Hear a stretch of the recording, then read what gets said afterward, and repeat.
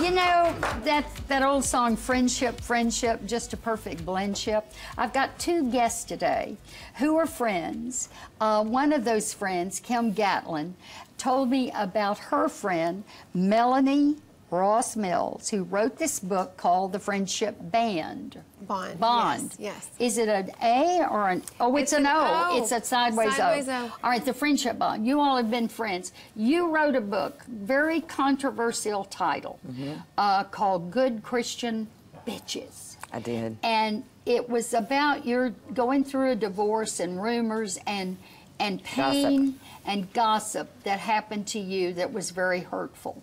And in talking to me about that, you told me about Melanie, and you counsel people on toxic friendships and how to choose wisely when you choose your friends. Are you telling me that there is an academic way to do this, pick your friends, or what about the spontaneity of the heart, or somebody you may be totally different from you that is your best friend?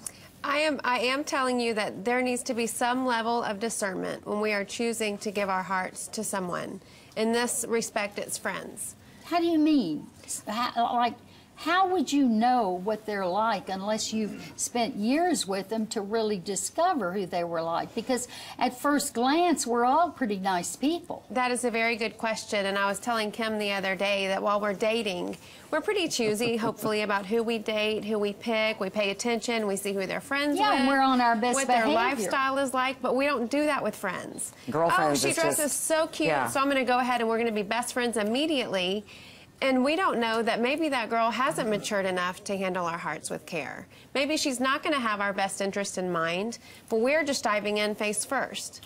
So then we're confused as to why we get hurt, why she's talking about us behind our backs. Because maybe she's there in a negative way for you to get a positive lesson. Very good point. And so that's where in the book, The Friendship Bond, I talk about compartments. And so we can place someone in an acquaintance department, for example, where they might not handle our hearts with care and become a best friend.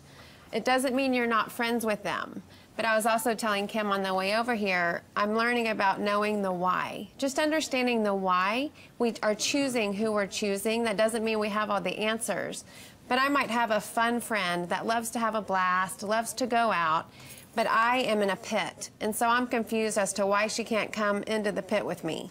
And she might not be a pit person. She might jump over the pit and be on the other side. Different groups of friends. Exactly. But Emerson said, a man can count himself wealthy if on one hand he can count the number of true friends. And I used to hear that and think he was a boring guy. No. And then I got older and more mature and understood that that's really a true statement. And we collect people. We do. Collect people You're right. in crowds. So when somebody comes to you, why do they come to you? To tell you, so you tell them how to pick their friends or how to get out of a toxic friendship? I do not tell people how to pick their friends. Kim is an example sitting here. She would call me and share something with me, and I could, obviously through prayer, seek discernment as far as being her friend and helping her, even with just a mindset. Sometimes just our mindset needs to shift just a little bit to become healthy from unhealthy. Well, and when you're in a struggle with a friend, sometimes you're looking at what they're doing wrong or what they're doing to you or how you're responding to that. And so many times I realized that it was more about what I could do differently, and that started with choosing. You know, how carefully I was choosing my friends and what I was choosing those friendships based on, and, you know, how they do naturally evolve sometimes. And, you know, we've talked about old friends that you kind of inherit, that their life would be, wouldn't be the same without you in it for whatever reason, because you meet whatever needs you do in that person. But you can still be what you need to be for those people and still have your boundaries in place and not go through a lot of drama and nonsense and that kind of stuff if those people are so inclined. We got a break. Are we coming back?